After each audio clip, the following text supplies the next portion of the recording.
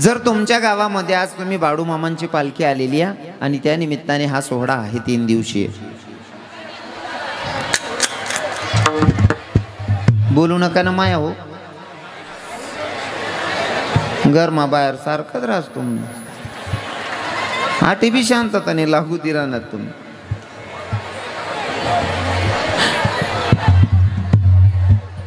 बोलू नका.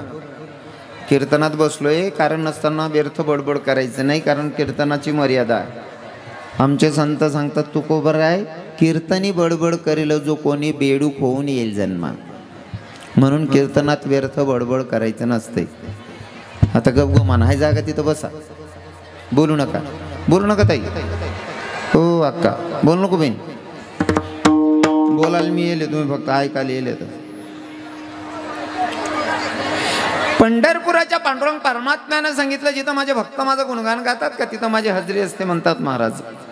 मग मला प्रश्न आहे, जर पंढरपुराचा मालक तुमच्या गावामध्ये कीर्तन चाललं इथपर्यंत जर देवाची हजेरी येत असेल, देव हजेरी लावत असेल, मग आपल्या कानादेशाची श्रीमंती म्हणजे कानुबाई माता असेल, वणीगडाची देवी असेल, देवी येत नसेल का?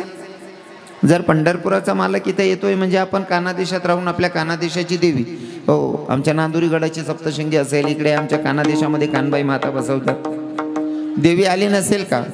मग जर देवी आलेली आहे तर अर्ध्या मिनिटासाठी देवीचं स्वागत करूयात, मग चिंतनाकडे वळूयात. आराधीन बाई तुम्ही कुंकू घ्या, आरस केली या बसून घ्या. आराधीन बाई तुम्ही कुंकू घ्या, आरस केली या बसून घ्या. आई खेळत आली यान मायला कुचल गिळू द्या, आई खेळत आली यान मायला कुचल गिळू द्या. आई खेळत आली यान मायला कुचल गिळू द्या, आई खेळत आली यान मायला कुचल गिळू द्या. आराधीन बाई तुम्ही कुंकू घ्या, आरस केली या बसून घ्या. आराधीन बाई तुम्ही कुंकू घ्या, आरस केली या बसून घ्या. ओ माय खेळत आली यान मायला कुचल गिळू द्या, आई खेळत आली यान मायला कुचल गिळू द्या. आई खेळत आली यान मायला कुचल गिळू द्या, आई खेळत आली यान मायला कुचल गिळू द्या.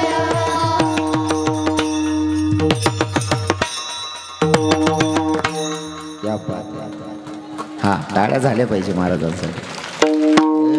विठ्ठल विठ्ठल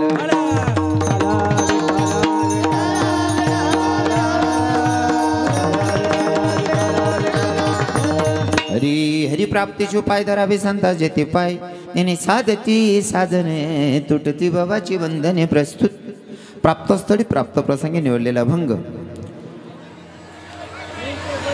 शांती ब्रह्म पैठणीवशी एकनाथ बाबा यांचा 4 चरणाचा अभंग आज भगवंताच्या साधू संतांच्या आणि बाळू मामांच्या सेवेसाठी निवडला. विठ्ठल विठ्ठल.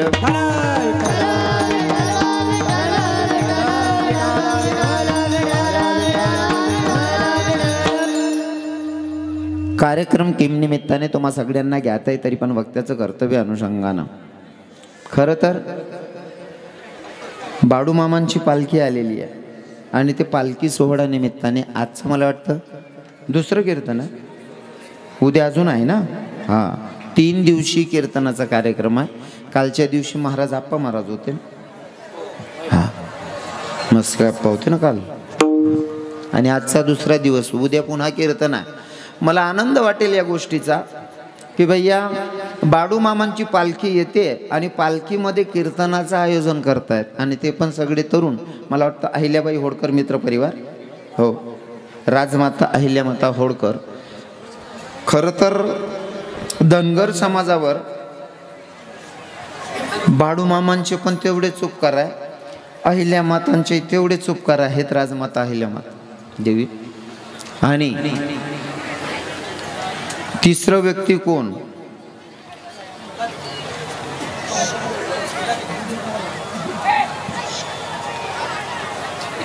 कीर्तन समजतं का तुम्हाला? कीर्तन हा हो रसभट्टवाल्या बहिणीसमोर बोलू नका बरं. पहिलेच मग तब्येत बरी नाही अगो त्यामध्ये तुम्ही किडा पाडशात मग कसं होईल.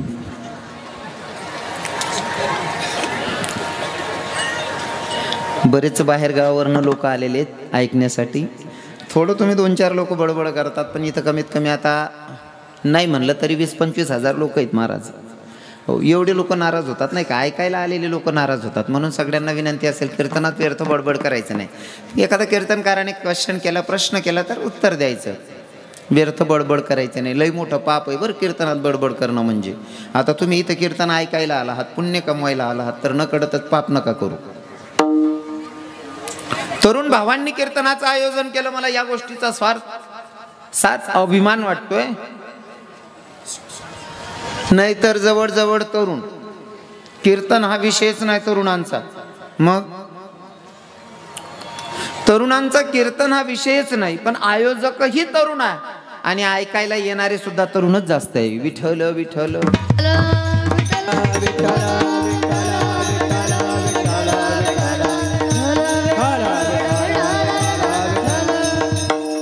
ज्यांच्या अनुषंगानं मला तुम्हा मातापित्यांचं दर्शन घडलं ते आपल्याच गावाचे सगळ्यांचे लाडके असणारे आमचे श्रावण दादा, बरोबर आहे ना.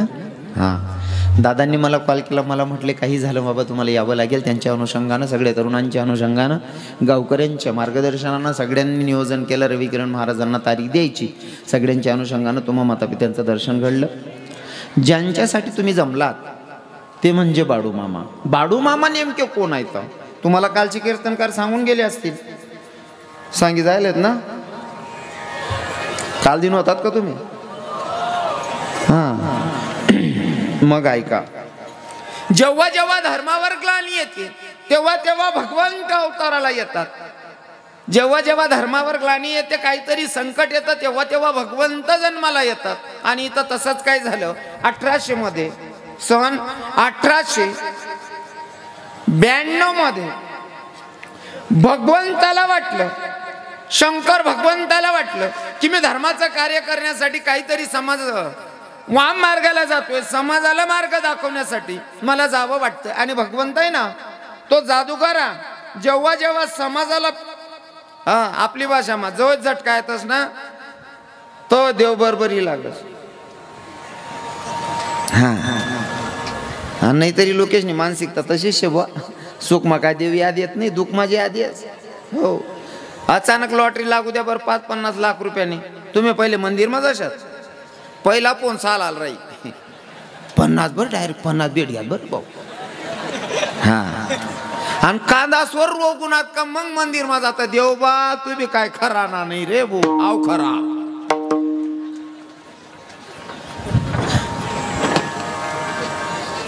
भगवंत महादेवाला, शंकर भगवंताला वाटलं मला समाजामध्ये काहीतरी चांगलं कार्य करावं लागेल. मग चांगलं कार्य करण्यासाठी शंकर भगवंत अवताराला येत आहेत. पण अवतार घ्यायचा, मला जन्माला यायचंय, पण कोणाच्या पोटी जावं हा प्रश्न चिन्ह आहे. कारण आमचे संत सांगतात ना, शुद्ध बीजा पोटी फड रसाळ गोमटी, बरोबर आहे ना. हो, माय बापांची कूक पवित्र असली पाहिजे तर मुलं चांगले जन्माला येतात. पण साक्षात जगाच्या मालकाला जर का जन्माला यायचंय तर आई बापांची कूक सुद्धा तेवढी पवित्र असणं गरजेचं आहे, बरोबर आहे की नाही. आई बापांची कूक सुद्धा तेवढं पवित्र असणं गरजेचं आहे. कारण आई बापांचे संस्कार चांगले तर लेकरं चांगले घडतात, अन्यथा अपेक्षा ठेवणं चुकीचं आहे. बाप जर पेत असेल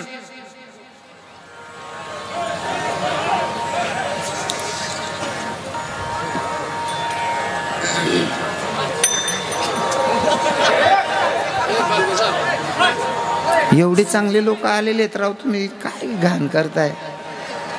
याच्यामध्ये माझी मानसिकता जाते ना सांगायची, ए खाल बसणार काय नाही रे, मागे काय रे. अरे लोक नुसतं दकाना 70 देतात, आता दकाना सोडित, आता काय की ना बाणर सुरूत ना विठ्ठल विठ्ठल विठ्ठल.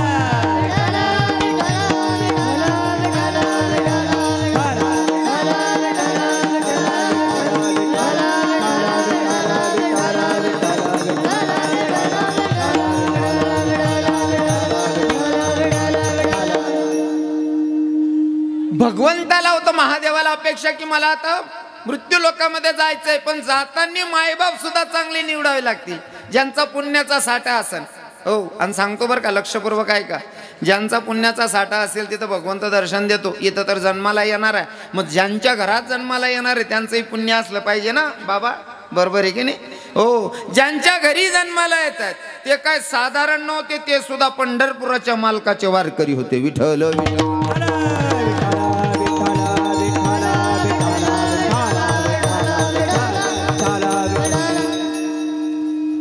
वारकऱ्याच्या घरात महादेवाला वाटलं मला जन्माला जायचंय ना, जन्म घ्यायचाय ना, मग कोणीतरी चांगलं परिवार बघावा लागेल. आणि कसं आहे ना, तो देव आहे, महादेव आहे तो देवाचा देव आहे. त्याला जर अवताराला यायचं असेल तर तो नेमकं ठिकाण देईन, बरोबर आहे ना? असा आपल्यासारखा काही करीन का तो? थोडक्यात सांगतो, लक्षपूर्वक आहे का? आई बापांची खूप पवित्र तर लेकरं चांगली जन्माला येतात. हा तर महादेव जन्माला येत होता महाराज. हो, साधारण लोकांसाठी सांगतो, मायबापांची खूप पवित्र असेल तर चांगली लेकरं जन्माला येतात. फॉर एक्झाम्पल, लक्षपूर्वक आहे का? एक पोरगा लहानपणापासून चोऱ्या करत होता. पोरग चोऱ्या करायला लागलं लहानपणापासून. आता ते लग्न करण्याच्या वयात आलं. योगायोग असा, तो भाऊ चोऱ्या करे, त्याला लगीन करत, त्याला बायको बी तशीच भेटणी, चोरटी. पण ती बहीण अशा छोट्या मोठ्या चोऱ्या करे बा. गलीमाई चालता चालता कोणा डब्बा उपाड दे, कोणा वाट्या उपाड दे, ढाकल्या चोऱ्या करे. आता दोघं चोरटे आहेत, यांच्या पोटी संत जन्माला येणार आहे का? दोन्ही चोरटे आहेत, नवरा बायको, यांच्या पोटी संत जन्माला येईन का हो? अपेक्षा ठेवायची नाही महाराज. पोरीला दिवस गेल्याच्या नंतर डिलिव्हरीची वेळ आलेली, भाडणपणाची वेळ जवळ आलेली. पोरीला नेलं दवाखान्यात. डॉक्टर साहेबांनी जो लेटवलं टेबलावर, चेक केलं, म्हणले या पोरीचं शिजर करावं पडेल. करा म्हणले लवकर शिजर. आता शिजरही झालं, बाळ जन्माला आलं.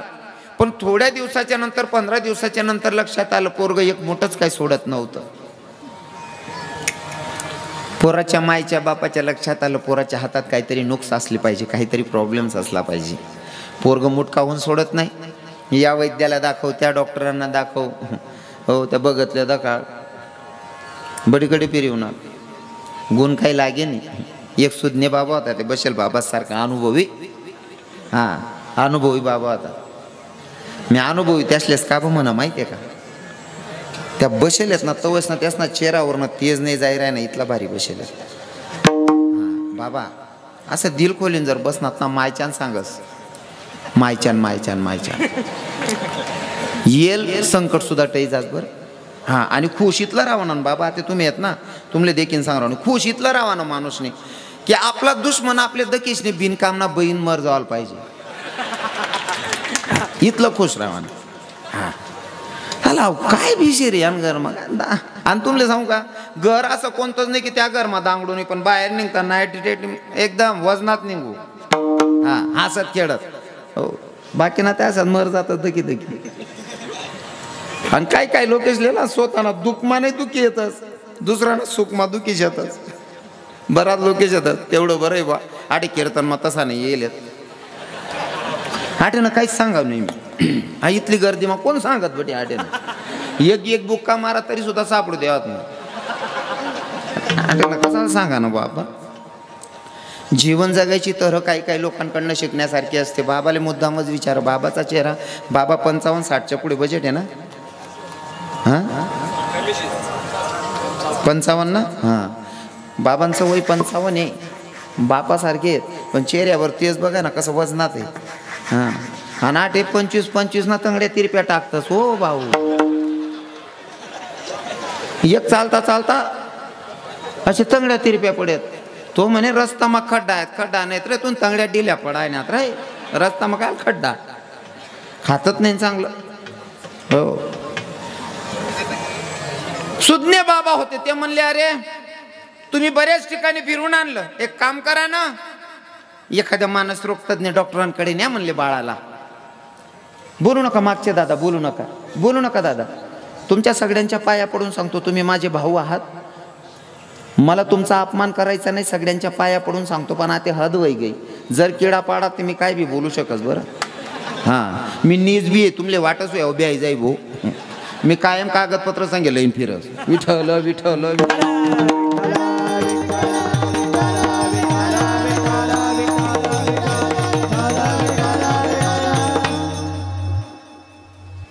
काय तुम्ही तुमचं चर्चा करतात, पण इथं डॉक्टर हुशार होता. डॉक्टरच्या गळ्यामध्ये 2 तोळ्या सोन्याची चैन होती. 2 तोळ्याची चैन होती सोन्याची. त्या पोराच्या समोरून अशी चैन फिरवली. सोन्याची चैन पोराच्या समोरून फिरवली. पोरान पटकन हात सोडला, पटकन चैन धरली. हा, डॉक्टर म्हणे आपला प्रश्न सुटला. पण जेव्हा चैन धरली ना, चैन धरण्यासाठी हात मोकळा केला ना, तेव्हा त्याच्या हातातून 5 ग्रॅमची अंगठी खाली पडली. तपास लावला तर असं सिद्ध झालं, डिलिव्हरी करता करता नर्सना आत्मा उपाडीन ती तो बावली. हा कशाचा परिणाम आहे? कशाचा परिणाम आहे? दोघं चोरट आहेत म्हणल्यावर यांच्या पोटी संत जन्माला येणार आहे का? हा, अपेक्षा काय ठेवायची?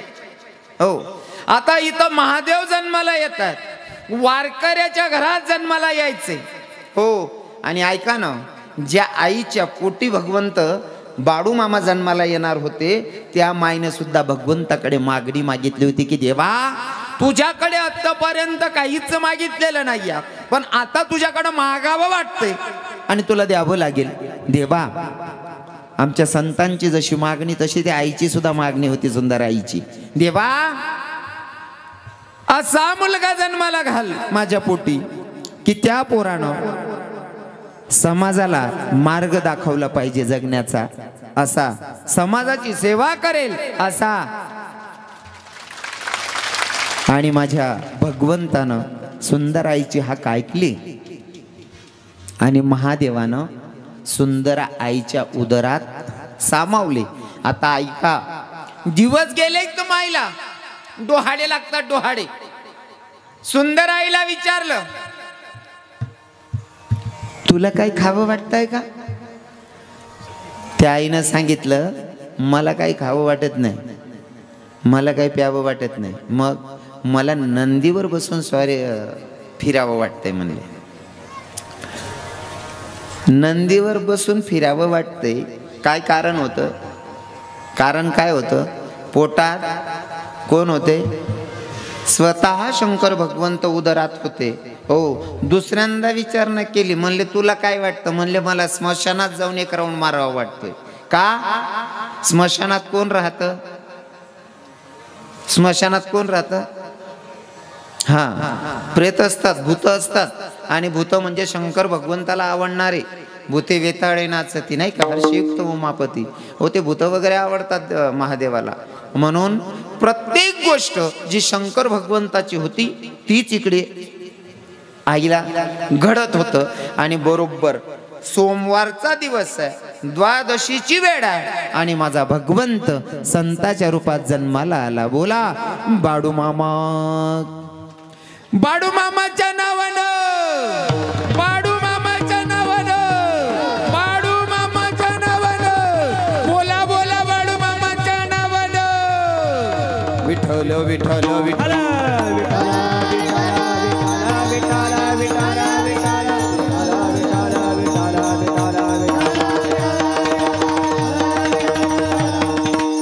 बाडू मामाच्या जीवनामध्ये असे भरपूर अनुभव आहे, ते तुम्हाला कीर्तनकारांनी सांगितले असतील किंवा तुम्ही ऐकून आहात बऱ्याच गोष्टी. पण मला बाडू मामाचा जन्म सांगायचा होता. बाडू मामा कोणी दुसरे तिसरं कोणी नाही, शंकर भगवंताचा अवतार आहे. आणि ते जरी संत असतील पण खरं तर भगवंत आहे. विठ्ठल विठ्ठल.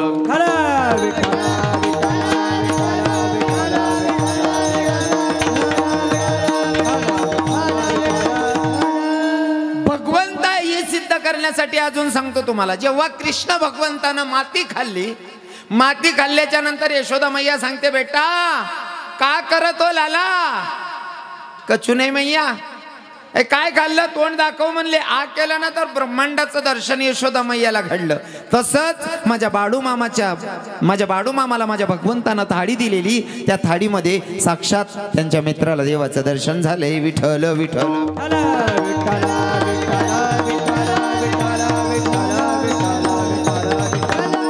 म्हणून तर आजचा अभंग घेतलाय, हरिप्राप्तीशी उपाय धरावे संतांचे ते पाय. जर भगवंताची प्राप्ती करून घ्यायची असेल तर अगोदर संतांचे पाय धरावे लागतील, तर भगवंताची प्राप्ती. अजून मला प्रश्न विचारायचा आहे, लक्षपूर्वक ऐका. जर आमदाराला भेटायचं असेल, आमदाराला जर भेटायचं असेल तर अगोदर पियाला भेटावं लागते. मोठ्या डॉक्टर साहेबांना जर भेटायचं असेल तर अगोदर कंपाऊंडर दादाला भेटावं लागतंय, प्रिन्सिपलला जर भेटायचं असेल तर अगोदर शिपाई काकांना भेटावं लागतंय. मग सोपी गोष्ट आहे, जर प्रिन्सिपलला भेटण्यासाठी शिपाई काकाला भेटावं लागतं, आमदाराला भेटायचं असेल तर पीएला भेटावं लागतं, चांगल्या मोठ्या डॉक्टरांचं जर जवळ जायचं असेल तर अगोदर कंपाऊंडरला भेटावं लागतं. मग इथं ब्रह्मांडाच्या धनीला जर भेटायचं असेल तर मध्यस्थी कोणीतरी असणं गरजेचं आहे. आणि मध्यस्थी येणारे म्हणजे संतांची गाठभेट झाली की भगवंत लवकर भेटतो. विठ्ठल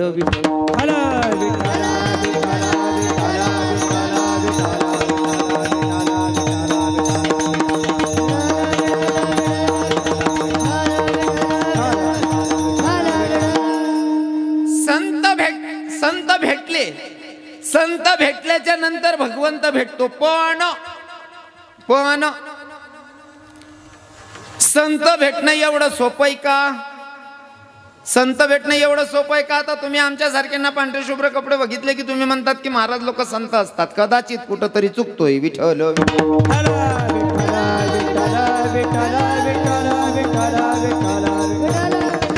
पांढऱ्या कपड्यामध्ये राहणारे संतच असतील त्याची नो गॅरंटी. काही काही दिसाले पांढरा शुभ्र दिखतस पण आतून लई काळा राहतस. विठ्ठल विठ्ठल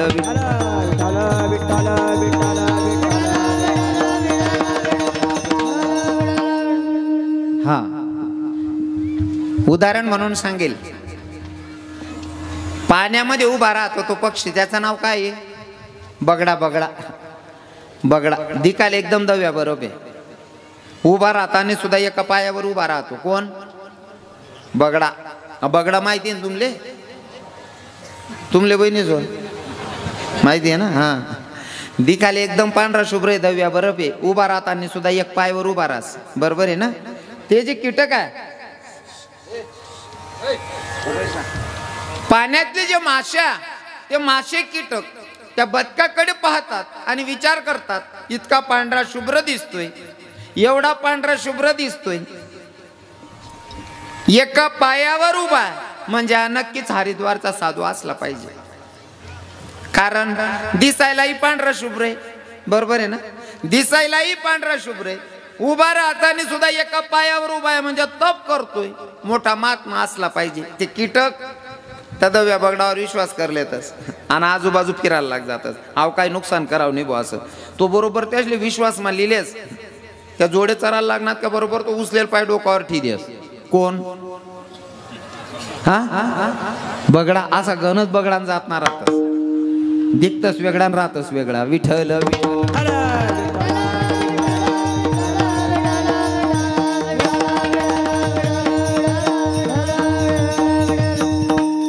ऐका, माझ्या कीर्तनातून भगवंत सांगेलच, संत सांगेलच, पण मी जगायची पद्धतही सांगून जातो. जगायचा आनंद घ्यायचा असेल ना तर एकमेकना किडा पाडणार नाही. जीवनना जर आनंद लेना होईल ना एकमेकना किडा पाडणार नाही. पण काय काय लोकेशला इतली घाण सवय पड जायची.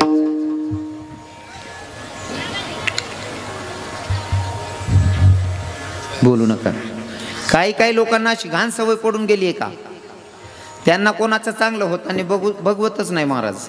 हा पण तुम्हाला सांगतो तरुण भावांना, आपल्या कीर्तनातून मेन संदेश सांगून जाणार आहे. जीवन जगत असताना एखादं पोरग जर काही करायला निघणं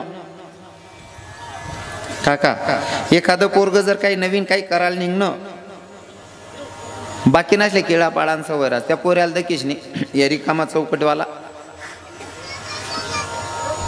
वटावर बटीश नाही. का रे तात्या बाय भाऊसाहेब ना पोऱ्या येळानगत काय बी करच भाऊ माको तात्या त्यांना तीन जास्त वायबार रास. जाऊ दे रे येडे झालं ते. दोन्ही त्यांना किडा पाड राहतात. 6-8 महिना मग तो पोरगा जर सक्सेस होई गया, या दोन्ही किडा पाडणारा त्यांना अंगणमा जातात. बावड्या पेडा बिडा कोय कॉड राहणार गु कायले तो काय कर राहता तो किडा पाड राहता. हा ते पेडा मांग राहणार एक बुका मामुका कटाव तुले. म्हणून जगायची पद्धत शिकणं गरजेचं आहे. आणि मला कीर्तनातून ते सांगायला आवडतं. एकदम आनंद जीवन जगो. बरोबर आहे. यानं असं होई गे त्यानं तसं होई, याने निघ गई त्याने पै गई. ओ भाऊ तू टाय का बट रे तुना किराणा कोणी उचली निघ जाई रे. विठ्ठल विठ्ठल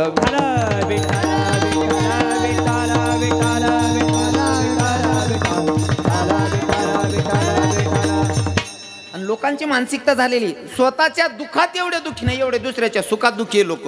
एक म्हातारा उंच ओटानं घर होतं, तडे बसेल होता. मी जवळ गो, म्हातारा असा तोंड पाडीन बसेल होता.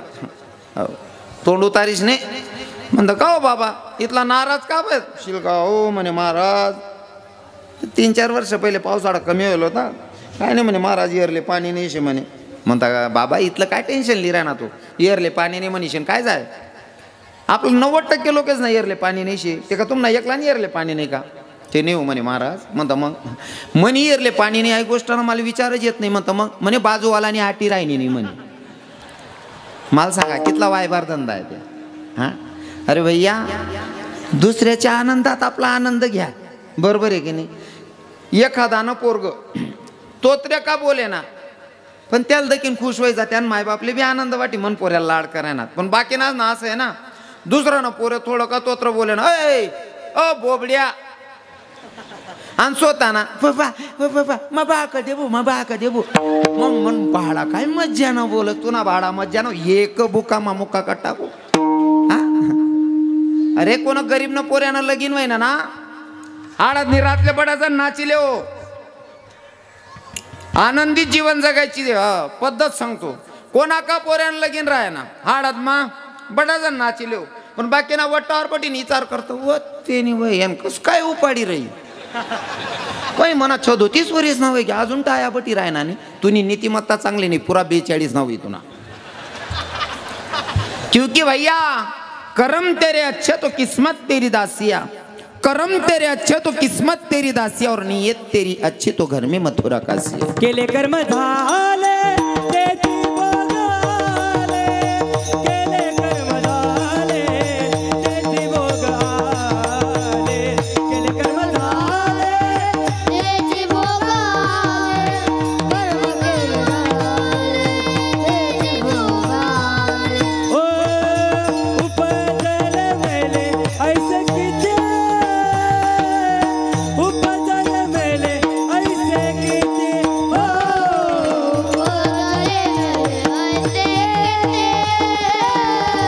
उपजले मेले ऐसे, ओ हरिमुखी गाता हरपलतीता, हरिमुखी गाता हरपलतीता. हरिमुखी गाता हरपलतीता, हरिमुखी गाता हरपलतीता. आपल्या आजूबाजूला चेक करा. साई दिनेश बच्छाव 9 वर्षाचा मुलगा हरवलाय, गर्दीमध्ये कुठं बसला असेल, रडत असेल तर त्यांनी आड ऑफिसमध्ये जमा करजा. तेवढंच होतं ना. विठ्ठल विठ्ठल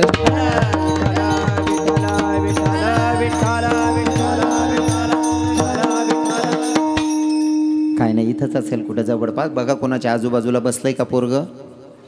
पोरग एकटा असेल तर रडतच असेल, बघून घ्या.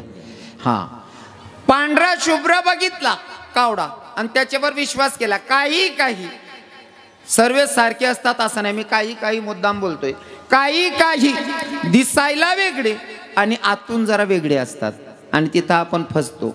आपल्याकडे एक म्हण आहे, दिसतं तसं नसतं म्हणून जग फसतं. बाबाजी बरोबर आहे ना, दिसतं तसं नसतं म्हणून जग फसतं.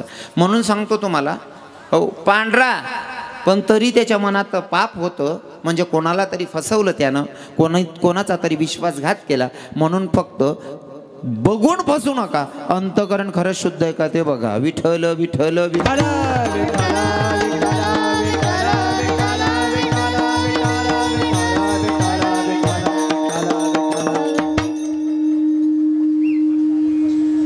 भरपूर फिरतायत माझ्यासारखे कीर्तनकार,